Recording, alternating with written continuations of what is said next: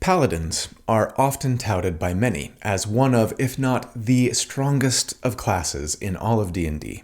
But the question is that still the case with the changes that Paladins saw in 5.5, especially the nerf to Smite? Also, is it still the case if we can't multiclass to potentially take advantage of better spell slot scaling, among other things? I am excited to explore those questions with you today in a full Paladin build. Welcome to D4.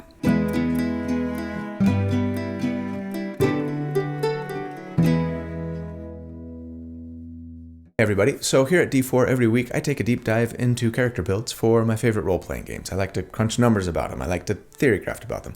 Not so that I can tell you the right or the best way to play a character, but to explore one potential way to build something in the hopes of creating a character that's both powerful, yes, but also fun to play. So if you also enjoy creating characters for your favorite role-playing games, or if you're just interested in theory crafting, or if you're looking for tips or ideas on how to build something that you are thinking about playing, then welcome home.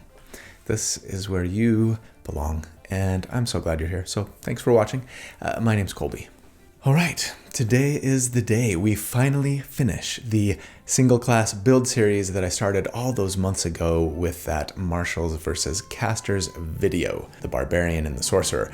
Did I save the best single class for last? Maybe, because yeah, today we do the Paladin. Definitely one of my favorite classes to play in D&D for sure. And yeah, they've definitely got to be like in the conversation, I think, when we talk about the strongest class mechanically anyways, because they just scale really well and they bring solid goodies almost every single level. It's actually one of the most standout features of Paladins, and I think it's better in 5.5 than ever before.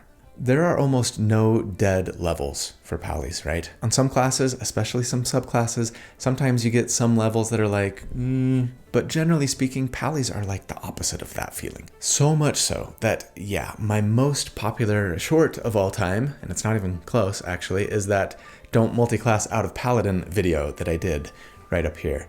And it kind of makes me laugh because I looked at that earlier today and realized that I was wearing the same shirt that I'm wearing today. So that's a fun coincidence. You know what's kind of hilarious about that video actually is how many comments I get on it, even still today, that are like, whatever dude, my Sorkadin or Bardadin or Lockadin is way better than a single class Paladin. As though I myself am not the most guilty person in the world for multiclassing out of Paladin like all the time. I think the main reason I made that short back in the day was almost to like admonish myself for always breaking the don't multiclass rule. Anyways, the real question for this build series, though, of course, is how do we make the most Paladin-y Paladin who also does good damage? Remember, our intended goals with the series are to, 1, prioritize building the character so that they're really good at doing what most of us think the class is kind of supposed to be good at, and then 2, sticking within those parameters, optimize for damage. So what's a Pally supposed to be good at? I think most of us would say that the quintessential Paladin should be pretty tough, pretty tanky, right? But then should kind of simultaneously be able to help protect their allies through auras, spells, some healing, while also, yeah, bringing down righteous wrath to smite their foes into oblivion. I don't know that Paladins are still thought of as like the burst damage machines that they maybe used to be under the 2014 rules, largely because, you know, Wizards of the Coast went to great lengths to ensure that burst damage just isn't as bursty as it used to be. And arguably, no one feels that more than Paladins now that smiting requires a bonus action and is considered to be actually casting a spell, right? But that doesn't mean they shouldn't still be able to put the fear of the gods into their foes with some hard-hitting attacks. But yeah, I think if we're trying to generally build around being good at protecty, support, and melee damage, we have 2 main paths we could take with Paladins. There's the sword and board route that provides a little more tankiness, and the big 2-handed heavy weapon route for less defense but better offense. And yeah, I know, dual wielding works pretty well if you can build for it, which we have done right up there. And you can even make a solid ranged Paladin. I've done a couple of those, but there's my favorite. But yeah, let's stick to the archetypes here, I think. Sword and board, or smash it with a big hammer. For the build today, I decided to go with the latter option. I love a good shield-focused build. There are plenty of good ways to build around the shield, and I'll keep a sword and board pally on my to-do list, probably picking up Shillelagh and a quarterstaff so you can focus on charisma. Anyways, yeah, I think like that build performs a little better when you can multi-class and maybe especially get access to older like pre 5.5 content. Considering that this build today is limited to a single class and the 2024 Player's Handbook stuff, we're definitely going to get a lot more damage out of a heavy weapon build, and the defensive and protection capabilities shouldn't suffer too much as a result. A little bit, sure, but only a little bit. So, you ready to wreak righteous havoc? I got called out for always saying wreck havoc in the comments and then on Discord recently. Yeah, mea culpa. Anyways, let's get into D&D build number 248, the Radiant Wrecker, Inigo Montoya. Haste makes waste of your enemies. Divine Spite, that's clever. War, Crime, and Punishment, maybe even more clever. La Revanche. Thanks as always to the Discord users for the great suggestions. I think this week I'm just going to go with the perhaps more boring but conceptually descriptive The Vengeful Protector. Huge thanks to my good friend Randall Hampton for the fantastic artwork that he put together for the build this week. He's so talented. If you'd be interested in following him to see the other stuff that he's done, or maybe even potentially reaching out to try and commission him to create some art for your character or even your entire party, I'll put links in the video description as always on how to do so. But first, did you all know that March is National Sleep Awareness Month? Well, guess what? It is. And this is incredibly relevant for you and me because Helix, the sponsor for today's video, is here to help you get better sleep. You know, studies show that sleep deprivation results in slower reaction times, more errors, and poor decision making. So if you want to be at the top of your gameplay, roleplay, and character building, you got to be getting good sleep. Also, lack of sleep hinders the immune system. And so in these kind of wintry months especially, you really need to be prioritizing your sleep. And you know what? Maybe that's why I haven't really gotten sick hardly at all lately for the last year and a half or so, because that's how long I've had my Helix mattress now. It's the most comfortable mattress I've ever owned. And I think a big part of the reason why is because it is specifically tailored for me. Just like yours would be tailored for you, because with Helix, before you order, you take a sleep quiz, right? To help figure out your body type and sleep preferences so you can get the perfect mattress for you. I am a side sleeper, personally. I tend to like a softer mattress. I tend to sleep hot.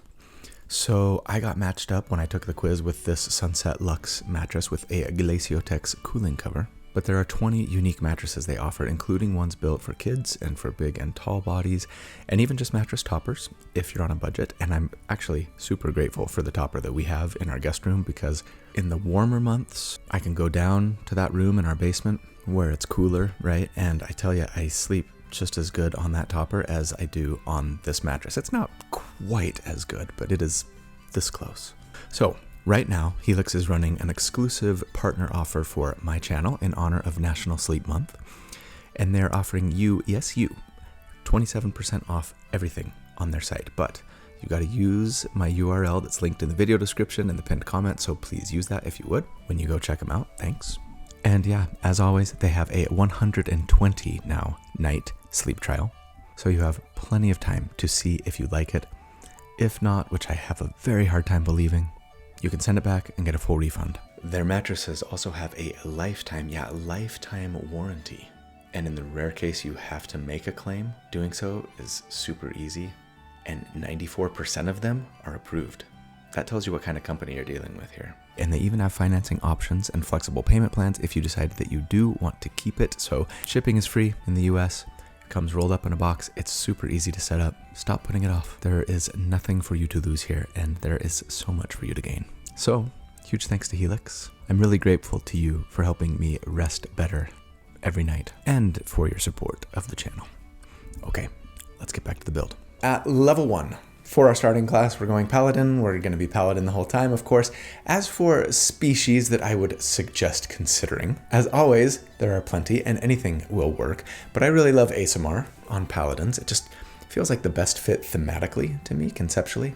And the little heal they get is nice, plus a little Radiant or Fear aura, and I mean, Flight, yeah, they're great. I love humans for the extra origin feat, lots of fantastic origin feats to pick from. Dwarf works really well here too, I think. Super stout and stubborn with a little more durability. Same goes for Orc, and they get a free I'm Not Dead Yet feature, which is nice to help them stay on their feet when we're kind of trying to build a character that's hard to kill. But yeah, Goliath is always nice. We get a little damage bump from Fire Goliath, especially, that surpasses others on the spreadsheet, so I'll assume we've gone that route when I crunch numbers, as I often do. You PYF, pick your favorite. For our background, I always recommend taking an old one and customizing it, or making a custom one as per the 5.5 Dungeon Master's Guide, but if we can't do any of those, I would probably take Entertainer here. There aren't a lot of backgrounds that give a bump to Strength and Charisma. An Entertainer is one of the only ones that has the best origin feat attached, I think. A Musician, right? Which lets us give heroic inspiration to all of our allies every time we take a rest. I really wish that we could give heroic inspiration to ourselves here as well, but regardless, it's a great support feature, and Pallies should bring some nice support to the table. That said, if I could customize my background, I think I would probably go with the Magic Initiate Wizard feat. Paladins don't get cantrips typically, so picking up a couple of wizard ones would be nice with this feat, and then getting the shield spell and being able to use it once per day for free would do wonderful things for our own defense, right? Our survivability, which again is something that Pallies should excel at, I think. But other feats are worth considering. Lucky, of course, tough to bump our hit points. Alert is always good for initiative.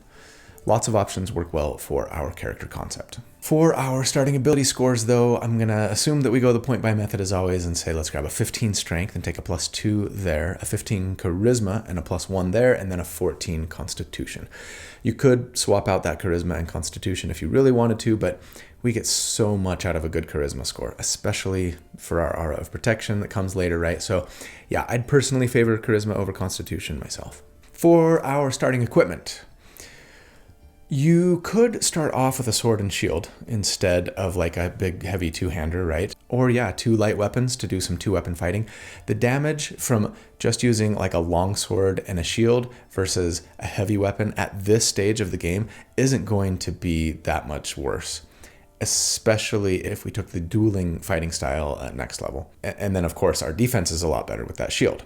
2-weapon fighting, on the other hand, will probably be better damage than anything at these early levels, thanks to like the Nick weapon mastery, right? And the 2-weapon fighting style, which we could pick up next level as well. And remember, as a paladin, we can swap out a fighting style when we gain a paladin level. So we could wait to commit to heavy weapons until we got our first feat, right? And then maybe make the change. But I already did a dual-wielding Vengeance Pally, I pointed to it earlier, and eventually our damage is better on the build with a heavy weapon, so that's just what I'm going to assume we're building around. And so, since we get weapon masteries now at Paladin 1, right, we have to choose which 2 weapons to master. We can swap these out too with just a long rest, right? So, you could go with different weapons, but looking at the heavy 2-handed weapon options, I'd say go for Graze with either the Greatsword or the Glaive. The Glaive does a little less damage, but, gives us reach. Graze is nice in that it would let us do our strength modifier in damage when we miss our target, right? Cleave is great here too via like the Great Axe or the Halberd, again, depending on if we want reach. And Cleave is actually my favorite heavy weapon mastery, I think. It says that once per turn, when we hit one target, we can make an attack against a second target if that target is within our reach and standing next to the one we hit, right? If you do go that route, I'd probably favor the Halberd over the Great Axe, even though the Great Axe looks cooler. I just think you're more likely to get that cleave to proc if you can attack an enemy standing next to your primary target as long as that second enemy is within 10 feet, right? Worth giving up the 1 damage on average that the Great Axe gets over the Halberd, I think. Then there's Topple that we could get with the Maul or the Lance, and, knocking baddies prone is a great way to slow them down and give us and other melee allies advantage on our attacks. Though we won't actually need advantage via Topple most of the time on this build before too long, I think. So yeah, selfishly, I'd probably go Graze or Cleave. We also, at Paladin 1, get Lay on Hands, which gives us 5 points per Paladin level that we can use with a touch and a bonus action to heal hit points with. 1 hit point per Lay on Hands point spent, or we can spend 5 Lay on Hands points to cure the poisoned condition.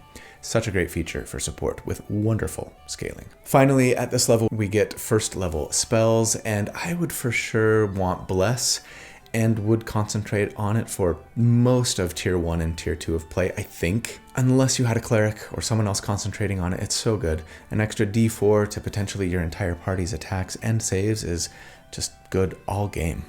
I would want Cure Wounds for a backup heal option if my Lay on Hands points run out, but then I'd also want Command for some nice single target control and Compelled Duel to encourage enemies to attack me instead of my allies, right? But then on the offensive side, there's great picks too. Divine Favor is better than Hunter's Mark, doesn't require concentration or a bonus action to transfer to a new target since it's a buff cast on ourselves that adds a d4 of damage to all of our attacks, right?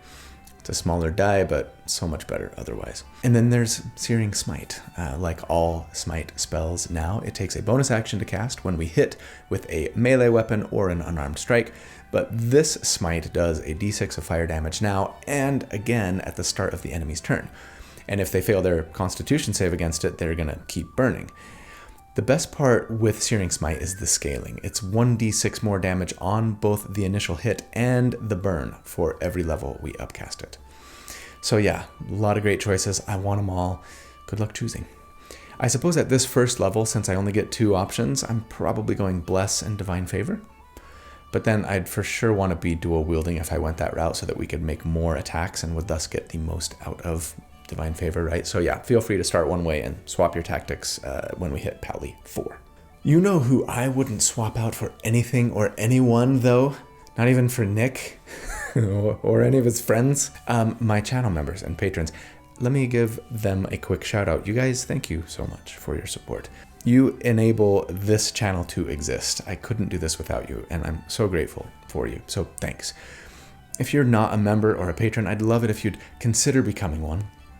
There's a button down there that says join, or check the video description for a link to Patreon, and it'll tell you about all of the perks that you can get by being a channel member.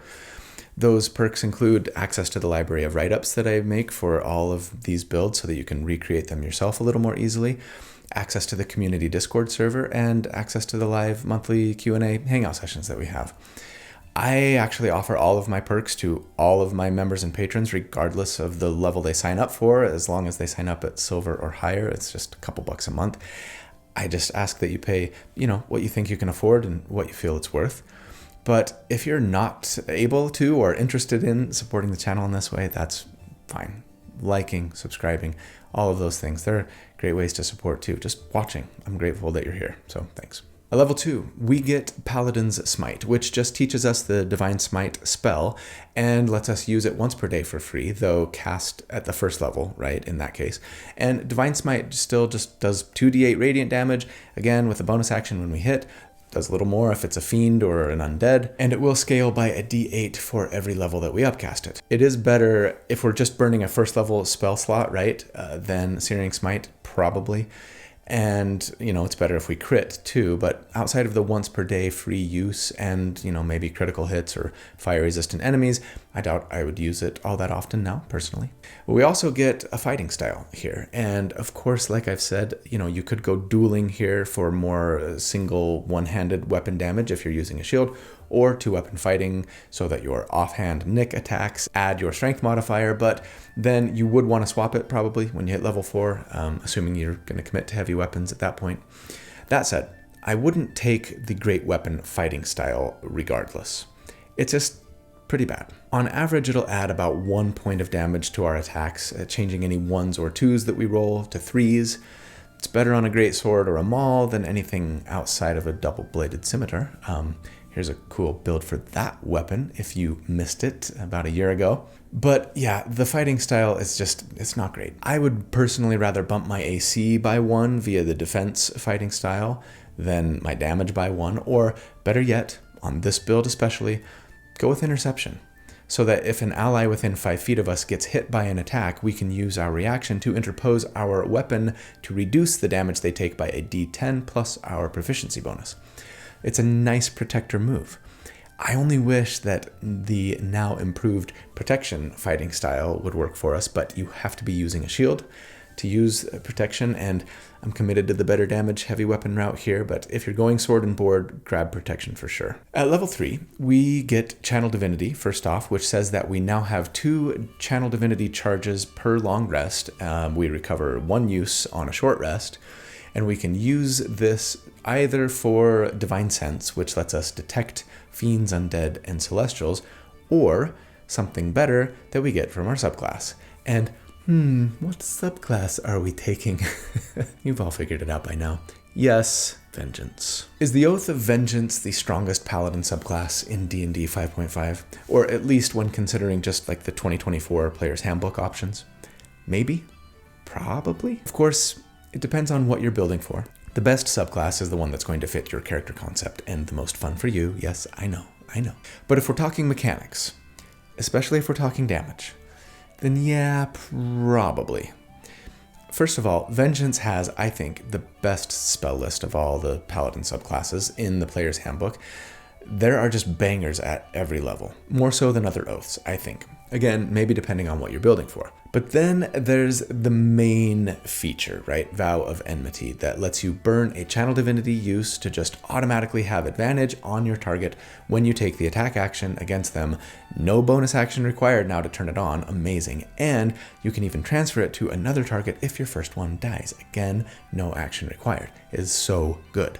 The only subclass that probably competes here mechanically is the Devotion Paladin, right? Devotion Paladins get Sacred Weapon, which lets us add our Charisma modifier to the hit chance of our melee weapon. Again, no bonus action required now to turn it on.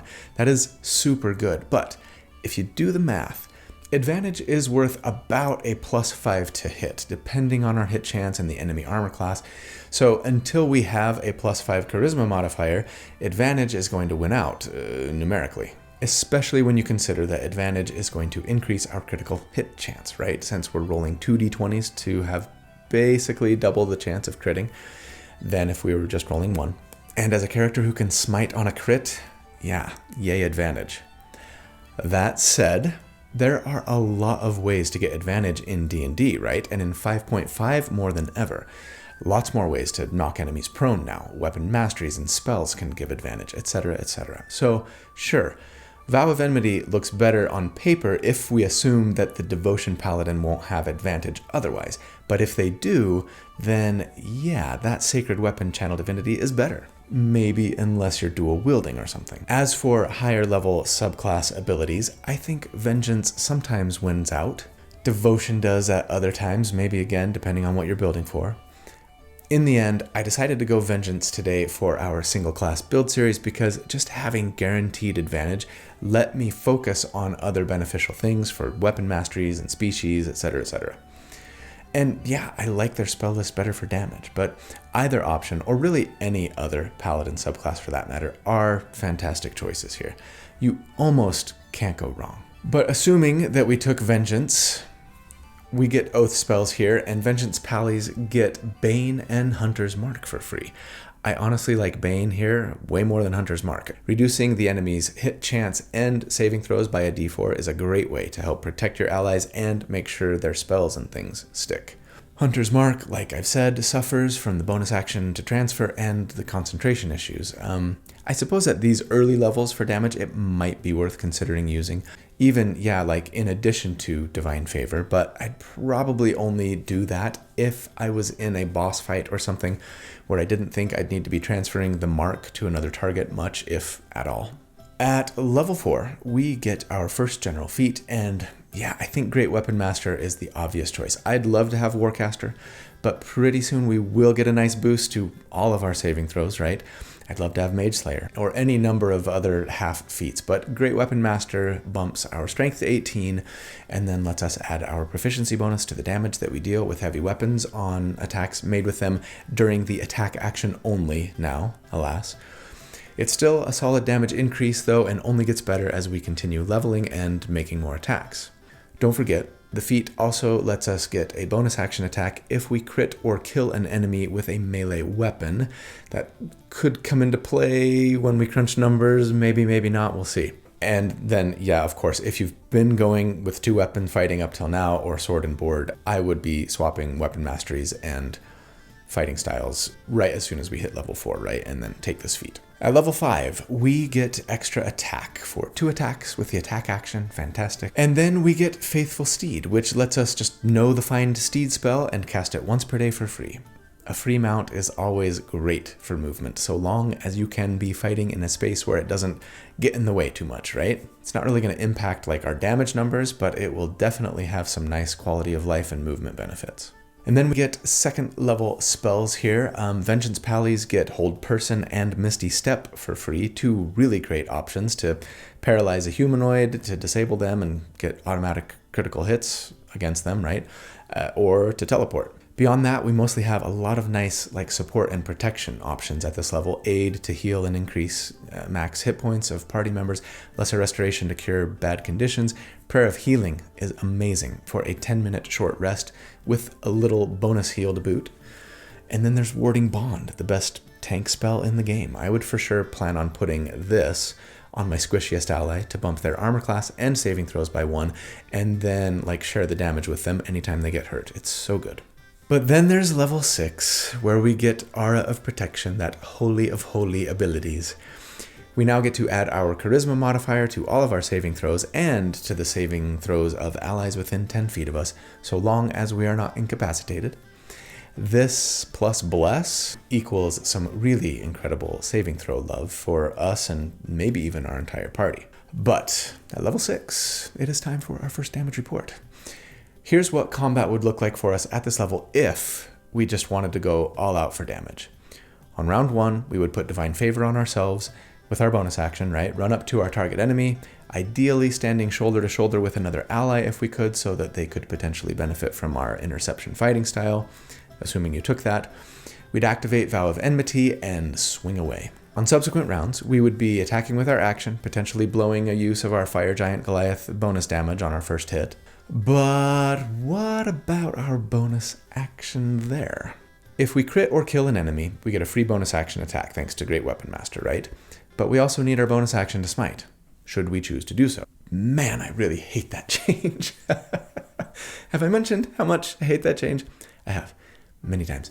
Anyways, in the past, when crunching numbers for Great Weapon Master users, I've assumed that we were getting a bonus action attack from Hew, right? That portion of the feat, like 25% of the time. But the truth is, the numbers look better if I just assume that we're smiting with our bonus action. If you crit or kill an enemy without blowing a smite, enjoy that Hew proc. But that's part of the problem, right? If we crit, we want to smite. So you're going to have to choose between doing like 4d8 guaranteed damage with a Divine Smite at the first level, 6d8 if you were to blow a 2nd level spell slot, or getting another weapon attack. So it's going to kind of depend, maybe if you feel pretty sure that the enemy is going to die from that crit without smiting, then yeah, you can Hew on a second target. Anyways, we have 2 2nd level spells to do 4d6 damage with Searing Smite. I'm assuming that they only burn for 1 round, so these numbers could be a little better, right? We could use those spell slots on rounds 2 and 3, and then on round 4 we could just Divine Smite, whether with our once per day for free or with a 1st level spell slot. Now, you might notice that I'm not concentrating on any spell with these assumptions. It's true. With advantage, our average damage is better if we just cast Divine Favor on round 1 and start swinging, and then just keep swinging and smiting. An extra d4 to hit would help, but it wouldn't outweigh what we would give up by not making any attacks for that entire round 1, right? That said, you may very well decide that it's worth giving up the damage for Bless, right? And I would probably agree with you. Benefiting potentially your entire team with Bless, or sure, Bane, is probably better damage, taking the entire party into consideration, than a couple of attacks would be, to say nothing of the bump to saving throws. But I never try to make assumptions for what your party is or isn't doing with my builds, right? Unless I'm specifically doing like a 2-character build video, yeah. And so starting to do that now feels like it would just throw off the apples to apples comparison that I'm trying to make with these builds. You should probably cast Bane or Bless on the first round. For that matter, you could and maybe should be blowing one of your 2nd level spell slots for Warding Bond instead of Searing Smite, right? Doing one or both of these things wouldn't throw off the average damage numbers by that much, and your team will surely be grateful. Next question. Am I grazing or cleaving here? I'm going to say graze. It's actually worse if we have advantage, since we only benefit from it if we miss our attacks, right? But trying to work cleave in forces me to make an assumption about how often your enemy is standing next to someone else and you hit that first enemy. And I mean, if we say that that's happening like 25% of the time, then the average damage increase for one versus the other is almost identical. Graze actually comes out slightly ahead in that scenario, thanks to the fact that the 2d6 greatsword is slightly more damage than the 1d12 great axe, right? Regardless of which route, though, it's a couple damage points of a bump on average. So yeah, Graze is just a little cleaner math. It avoids making assumptions, and I like that. It'll be especially nice on those really hard to hit enemies. But yeah, when you've got two standing next to each other, you're gonna love cleaving. Do what you want, but assuming then that, we do all of the things that I've talked about doing here, and we just go all out for damage. If we average it over a 4-round combat encounter, against enemies with a 10 armor class, we would do 49 damage per round, and against a 15 AC, it would be 46 DPR. So close to 50. But yeah, those are really solid numbers. We blow a ton of resources to get there. So this is especially good if you aren't having a ton of combat encounters per day, but that's, not too abnormal for a lot of these builds, right? And if we compare this to other DPR builds that I've done to date at this level, we are in tier 1 territory. And compared to other single class builds, it's beating out most of them. Everyone but the fighter and the barbarian. Actually, go big beefcakes. Go marshals. At early levels of play, at least. And to be fair, the damage that the barbarian and the fighter were doing was a bit more sustainable, right? Especially if that fighter could get a short rest between fights. But hey, those two didn't bring the level of support that we bring, so this feels pretty balanced to me. Yay. Let's see how it looks as we progress through tier 2. So, at level 7, we get, as a Vengeance Paladin, Relentless Avenger, which is probably the worst subclass feature that Vengeance Paladins get. But on this build, that's trying to kind of mix protection with damage. I mean, it's nice sometimes. It says that if we land an opportunity attack, we can reduce the enemy's speed to 0, and then move up to half our speed without provoking an opportunity attack ourselves. And so, yeah, if an enemy is trying to get away from us to a squishier ally, that's a nice way to root them in place and keep our allies safe. And if we were the only one standing next to them, and then we move away, and they're like a melee enemy, well, they're rooted, they probably can't do anything, or at least not what they were hoping to do, nothing effective, right? We might even, be able to move over to the squishy ally that they were probably headed towards to ideally protect and defend them, yeah? It's sort of like a half of a sentinel feat for free, which is cool. The only problem is, we've got a lot of reaction bloat going on here. The shield spell, potentially, our interception fighting style. How often are we actually going to be making opportunity attacks? I mean, even if we never use our reaction otherwise, it doesn't happen all that often at most tables in most encounters. So the reality is we probably won't use this feature much at all, which is a bummer. It'll be cool when you do get to use it. At level 8, we get another feat, and I mean, I think we gotta just cap our strength here. I know I want Mage Slayer, I want Warcaster, but maybe even more than both of those things, I want to bump my charisma. In fact, you might want to do that here rather than bump your strength. Especially if you have a nice magic weapon that's giving you a solid bonus to hit chance with advantage, getting 1 more to our hit chance and 1 more damage on our attacks isn't that big of a deal. I'll say we're bumping strength because it's what looks best on the spreadsheet, but going one of those other routes that I've mentioned wouldn't be a bad idea either. But 9th level, level 9 is where it is at because we get some awesome stuff here. First up, Abjure Foes is a really nice control option that lets you spend your action and a use of Channel Divinity to force enemies within 60 feet to make a wisdom save or be frightened for a minute or until they take damage, no subsequent saving throw if they fail. And while frightened, they can only move or take an action or a bonus action. That's really good. It's like a mix of the fear spell and the slow spell. Definitely worth using your action and Channel Divinity for if you can spare them, and you're pretty sure that the enemy isn't immune to being frightened. But best of all, for damage purposes at least, we get 3rd level spells here, and yeah, I mean, Aura of Vitality feels like a must-have for healing, especially between combat encounters. Daylight is useful, Dispel Magic is maybe more useful. Revivify is really important if nobody else has it in your party, or maybe if the one who does have it dies. But Vengeance Paladins get protection from energy for free, situationally a nice defensive buff, and then, yes, haste. I love haste because I like living life dangerously. In my role-playing games where there's no actual risk of danger to myself in real life anyways.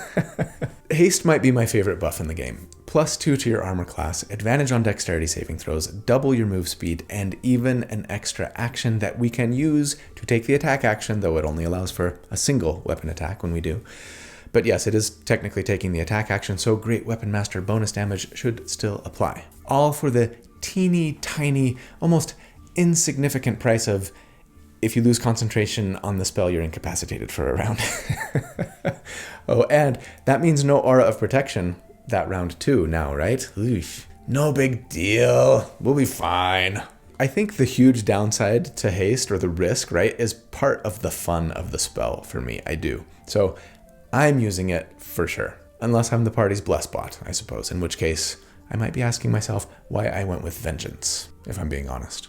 Maybe consider Devotion instead if you're not going to use haste. But we are hasting on to our next damage report. Since last check, we've capped our strength, picked up better spell slots for smiting, and above all added an additional attack to our arsenal via the haste spell. So tactically things look a little different now, right? On round 1, we would cast haste with our action, which lets us make just one single attack on this round now. We'd smack our enemy, and then if we hit, we'd just smite at the first level with our bonus action using our once per day for free smite. And yeah, we can do this since, smiting once per day for free isn't using a spell slot. Hooray for loopholes. On round 2, we would cast Divine Favor with our bonus action and keep swinging. And on rounds 3 and 4, we'd potentially be using a Searing Smite at the 3rd and then 2nd level with our bonus action. Under all those assumptions, then, over a 4-round combat encounter, on average, we would do 66 damage per round against a 10 armor class. And against a 16 AC, we would do 63 DPR.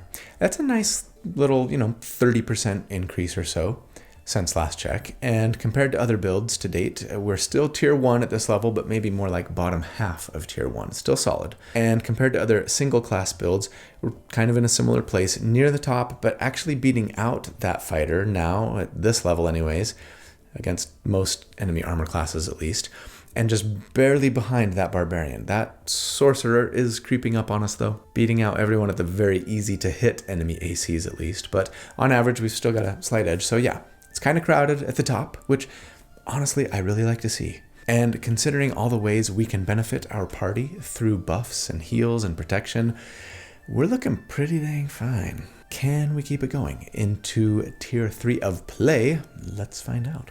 At level 10, we get Aura of Courage. It simply buffs our Aura of Protection to also give immunity to the Frightened condition, right? I really love being a Devotion Paladin at this level, since thanks to their level 7 feature, our Aura would now give immunity to Frightened and Charmed, and that really covers a lot of nasty enemy spells and abilities. But of the two, I think Frightened is more common. Don't quote me on that. So I'm happy to have it at least. But then at level 11, we get Radiant Strikes, which, while it might not be the fighter's extra attack, right? It's still pretty wonderful in that it just adds a d8 of radiant damage to every single one of our melee weapon or unarmed strike attacks. And hey, we've got haste, so we're already getting 3 attacks on our turn anyways. Plus Divine Favor and Smites and Aura of Protection and so much more. But at level 12, we get another feat. And I am really torn on what to do here. Honestly, I'm going to say let's bump Charisma since I just love getting that Aura of Protection up more than anything. But man, especially now that we've got haste active on ourselves, most likely. Yeah, protecting our concentration is more important than ever, right?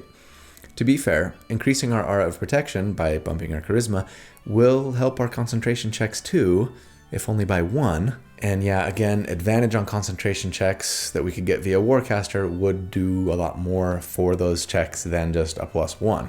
Of course, Aura of Protection helps on all of our saves for us and our nearby allies. So yeah, not an easy call. Another thing to consider, Resilient Constitution. That would almost do as much for our concentration as Warcaster would, and soon it will be just as good and then even better on average. especially in those instances where you got hit so hard that not even advantage would help you, right? But maybe having a +5 or a +6 to your check would, yeah? Finally, let me mention that if you have access to the Faerun book on this character, Spellfire Adept looks super juicy. Divine Smite does radiant damage, which means we could trigger Spellfire Adept adding 2d10 to our smite if we were okay burning the hit dice for it. And now that we've got Aura of Vitality, who needs hit dice? You could take that feat here, bumping your charisma by 1, and then Warcaster with the next feat, bumping it by 1 more, right? Or do Warcaster first, of course. Cowards. Just kidding. Anyways, lots of great options. I'm not using non-Player's Handbook stuff for this build series, so yeah, I'm just going to assume that we're bumping Charisma. At level 13, we get 4th level spells, and Vengeance Pallies get Banishment and Dimension Door for free, both situationally pretty fantastic. But we could also grab Aura of Life to keep any ally from staying down for long, Death Ward to prevent them from going down in the first place, right? Staggering Smite is fun to do damage and to stun the target if they fail their Wisdom save. Better than Stunning Strike's Constitution save, yeah? But I'm just going to assume that we're blowing that 4th level spell slot for a Smite, like the fool that I am, when I crunch numbers next, and that is right now.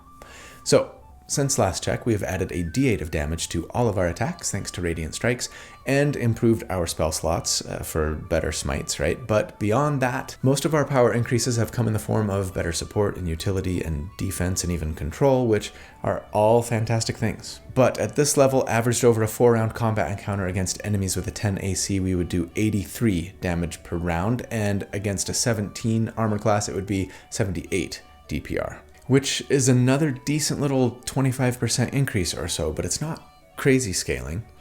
We only get that from full spellcasters, right? But yeah, this kind of drops us out of tier 1 into the upper half of tier 2 territory compared to other DPR builds that I've done to date at this level. And compared to other single class builds, we have now surpassed the Barbarian actually by a nose. Sorry, buddy, you just don't scale as well. And we're just trailing the fighter who got their 3rd attack and is making like 6 or 7 attacks on round 1 thanks to Action Surge, doing a lot of work there. The sorcerer, who's never looking back, and even that Doom Scroller Thief build I did, if the rogue had unlimited access to True Strike scrolls, right, which seems doubtful, but anyways, those two are kind of pulling ahead of us here now, but hey, we're still rocking the path of the righteous, and I am super confident that all of our allies love us way more than any of those selfish jerks with our heals and our auras and our warding, so take that, spreadsheet. Let's bring this baby home. At level 14, we get Restoring Touch, which says that now, if we spend 5 Lay on Hands points, we can remove not just the poisoned condition, but blinded, charmed, deafened, frightened, paralyzed, or stunned condition. That is kind of amazing. It's comparable to a mix of like greater and lesser restoration, but usable, 14 times per long rest? Doesn't remove curses or petrified or exhaustion like greater restoration would, but still, this is incredible support when you need it. At level 15, as a Vengeance Paladin, we get Soul of Vengeance, which tells us that if the target of our Vow of Enmity hits or misses with an attack, so basically if they just make an attack, we can use our reaction to make a melee attack against them if they're in range. This kind of makes me wish that I were using a weapon with reach, right? Just to increase the likelihood of them being in range. But the truth is, our Vow of Enmity target is almost always going to be within our reach, even with just a great sword or an axe, right? Because, well, we're attacking them on our turn, and so we're standing next to them. Unless, I suppose, they ran away from us first, but in that case, we'd likely be getting a reaction attack against them via our attack of opportunity, right? Unless they disengaged, but that's going to cost them. Or if they could teleport, sure. But for us, yeah, if we get an opportunity attack, they wouldn't be able to move, yeah? The real question is, do I try to make an assumption about how often we might get to do this in combat? I suppose, sure. I'll say 25% of the time we'll get a reaction attack. Again, it's kind of tough to assume since we might want to be shielding or intercepting. If you're not comfortable with a 25% assumption, it's not a huge deal. It's going to add no more than a few points of damage to the next damage report. Don't forget that you're not going to get the Great Weapon Master bonus on a reaction attack if you do make one, right?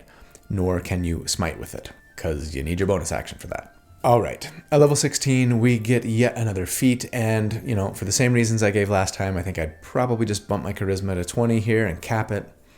It's not a no-brainer. Taking any of the alternatives that we also discussed last time would be great options here as well. And then finally, for us at level 17, we get 5th level spells, and Vengeance Paladins get Scrying for free, which is nice utility if you need it, though I'm not really sure what it has to do with Vengeance. But then we get Hold Monster for the ultimate in single target control and automatic critical hits if we can get it to stick.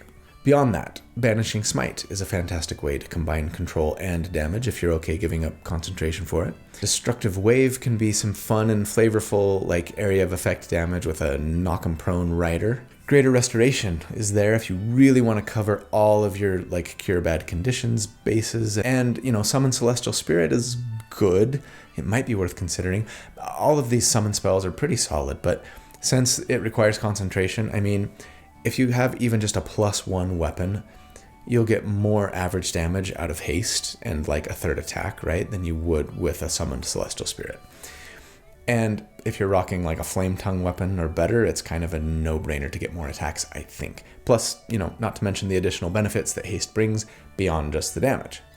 But yeah, there is the big potential downside with haste too, and the Celestial Spirit can give temporary hit points and soak up some damage from enemies, so it's worth considering, I think.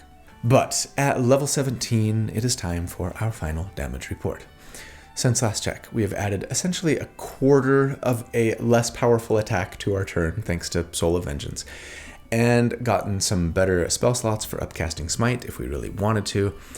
I should mention that, since we could potentially be upcasting Searing Smite to do 8d6 of damage or better starting on round 2, with our bonus action, right, it no longer makes sense to use Divine Favor, since that would add a total of 9d4 damage over rounds 2 through 4, or 22, 23 damage total, whereas a 4th level Searing Smite would do 28 damage total at least, assuming the target made their save against it on their turn. And that damage is all kind of coming at once, so it's kind of more damage, probably better tactically. It is more expensive, however, but if we're just going all out, it doesn't make sense to use Divine Favor anymore. Anyways, that's about it for our damage gains, but as usual, there are lots of great support, utility, and protection increases that we've seen, and even some additional control potential. We've got a ton of great versatility at our fingertips here, but if we were to go all out for damage, averaged over 4 rounds against an enemy with a 10 armor class, we would do 102 damage per round, and against an 18 armor class, it would be 95 DPR. Hey, we broke the Centennial Barrier, if only just. And that's another, 25% increase or so since last check, and compared to other DPR builds to date, it lands us comfortably in kind of mid-tier 2 at this level, and compared to other single-class builds, it's a little bit more middle of the pack now, but still really close to all but the hardest hitting builds at this level, the Sorcerer and the unlimited version of the Thief Rogue, but definitely bringing a lot more healing and protection support than any of them. So, what does it all mean? Let's get into it with some final thoughts here. The tier score for this build, if we take the damage they do against every enemy armor class we calculate for at each of the 4 damage reports, average it into one big number, we end up with a 67, which is near the top of tier 2 compared to all other DPR builds to date, and perhaps more importantly, kind of right in the middle compared to other single class builds, though we are this close to that full barbarian with their 68. And, okay, I'll admit that when I first started building this character, I assumed that they would outpace the Barbarian and the Fighter at higher levels. I'm a little surprised to see that they didn't, or at least not consistently. I assumed that Haste plus Radiant Strikes would keep us above them, especially with the help of better and better smites, right? The biggest reason that we don't do that, it's because that setup round of Haste, that hurts a lot, actually, when you average it over 4 rounds. From the time that we got access to the spell, as great as it can be, that first round of damage is pretty low, kind of 30 or so damage on round 1 compared to the 80 or 90 or 100 plus on subsequent rounds. The Fighter, on the other hand, by comparison, is doing the most damage potentially on round 1 with Action Surge, right? So even if each attack isn't hitting quite as hard, they just jump right in with a bang, which, let's be honest, is generally more tactically sound as well, right? Since there's a great chance that the fighter could totally remove a target or even two from the fight before they get to do anything, while the paladin is kind of slowly ramping up. And, the Berserker Barbarian, while, yeah, I like to complain that the Barbarians don't scale well enough, the Berserker in particular does better on that front than other Barbarian subclasses. And, they do get some scaling otherwise, better in 5.5 than, in the 2014 rules. But yeah, the other thing that I think kind of becomes pretty apparent here when talking about late game scaling is the power of full casters over half casters. While sure, half casters do get some scaling from spells, at level 9, if you're casting haste, you only have one more 3rd level spell slot to smite with, right? As a half caster. At 13, you still only have 2 4th level spell slots. And at 17, only one single 5th level spell slot. And I mean, are we really so crazy as to blow our one highest level spell slot for a few more points of damage with a smite? It's the main reason why I think you see so many people, and frankly, a lot of my own builds, right, multi-class out of Paladin, despite how hard it can be. Sometimes after like 1 or 2 levels, sometimes after level 6, maybe at the latest after level 11, because we just get a ton of mileage out of more and better spell slots, even if we can only smite once per round. And being limited to growing those spell slots at the half caster rate has a pretty massive impact on our damage scaling. All of that said, I still think that the Paladin is one of the strongest classes in all of D&D 5e. Yes, even in 5.5. Yeah, the bonus action to cast a smite hurts. It does. But you know what? That nerf was probably warranted. I know, nobody likes to hear it. I don't like to hear it. I don't like to say it. I want to But the fact that we are basically keeping pace with those other full martials damage-wise, the Barbarian and the Fighter, sometimes even surpassing them depending on the level, sometimes just a skosh behind, while also having incredible healing and curing power with Lay on Hands, amazing saving throw protection via R of Protection, and all of the other control and utility and support that our spells and class features bring. I mean, sure, Barbarians and Fighters have better utility and maybe even support and control options in 5.5 than ever before, but I think it would be hard to argue that they outclass the Paladin in any of those areas, right? So I'm kind of glad that the Pally might be just a little behind Barbarians and Fighters in damage on average. I think they're in a better place balance-wise now than they were before, and they're still incredibly strong on almost every front. Heck, they could even make a solid party face. So yeah, that's my take on the straight class Paladin, and that means we are done with the single class build series. Thanks for joining me for the ride. Before you go, I've talked about potentially doing like a ranking the classes video once the series was finished, using these builds as sort of touchstones for my ranking, though I would be looking at more than just these builds if I were to do a video like that. I have never done a ranking video of any kind, ever. I would appreciate it if you would let me know your thoughts in the comments. But I love you guys. Thank you so much for all that you do for me and for this channel. It means the world to me. It really, really does. I love that I get to do this, and I get to do this because of you. I hope you have a fantastic day and a really great weekend. If you don't, I hope beyond hope that you will not give up. Stay in the fight. You deserve it, and so does everybody else who knows you, and the ones who don't know you yet. I hope that you will do good and be kind, and that I see you again very soon. But until then, take care. Bye.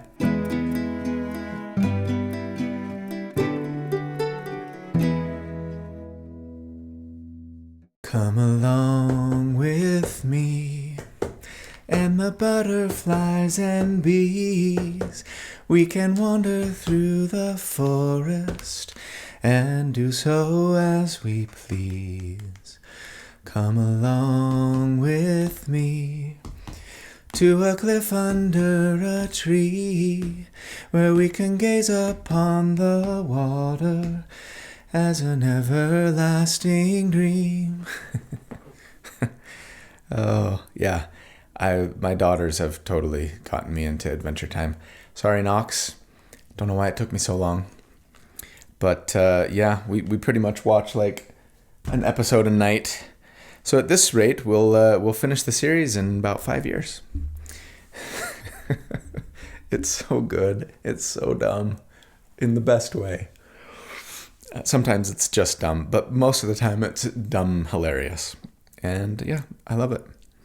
It's like the most, I don't know, it's that song especially is just, it's the most Puff the Magic Dragon song ever since Puff the Magic Dragon. That's a way back for all you Gen Xers. All right. Speaking of benefiting, well, don't even say that actually. Fantastic. Equals some really incredible saving throw for love. How after...